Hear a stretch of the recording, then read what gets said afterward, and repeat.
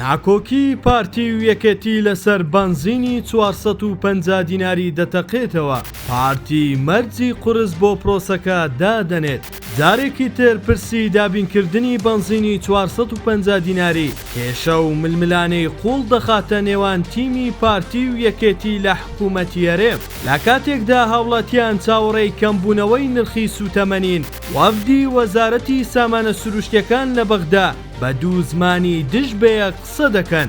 ئەحمەد موفتی بریکاری وەزارەتی سامانە سروشتیەکان لە پشکی یەکێتی لە دوای کۆبوونەوە لەگەڵ لیژنەکەی بەغدا ڕاشکاوانە ڕایگەیان بۆ دابینکردنی بەنزین بۆ هەرێم وەک هەموو ناوچەکانی تری عێراق بێت بە 450 دینار ئامادەین 50,000ەکە ڕادەست بکەین. بەڵام ئەم لێدوانە دەست بەجێ لەلایەن تیمی پارتیەوە وەڵام درایەوە.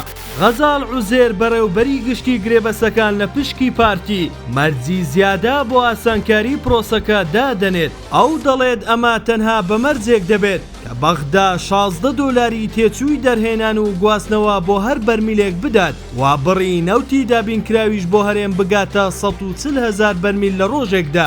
ئەم مەرجانەی پارتی پرۆسەکە ئاڵۆز دەکەن. بە کورتی قسەکانی ئەوان ئەوە دەگەێنێت کە بەنزین تەنها ئەو کاتە دەکرێتە 450 دینار کە هەرێم هیچ تێچوویەکی دەرهێنان و گواستنەوە نەدات و تەنها تێچووی پاڵاوتن بگرێتە ئەستۆ بەبێ ئەوەی ڕادەستی بەغدای بکەن. لێرەدا خاڵی سەرەکی ناکۆکیەکە دەردەکەوێت. وەزارەتی نەوتی عێراق بێ هیچ مەرجێک 50,000 بەرمیل نەوت بۆ پێویستی ناوخۆ تەرخان کردووە، بەڵام چونکە ئەم بڕەنەوتە دەدرێتە پاڵاوگەکانی کار و لانەس لا سنووری هەولێر، وا دەردەکەوێت تیمی پارتی لە وەزارەت نایەنەوێت بە ئاسانی دەستبەرداری بن. ئێستا ململانێکە لە کێشەی تەکنیکیەوە گۆڕاوە بۆ ململانەی سیاسی و بەرژەوەندی کۆمپانیاکان. قوربانی یەکەم و کۆتاییش تەنها ئەو هاوڵاتیەیە کە چاوەڕێی لترێک بەنزینی هەرزان دەکات.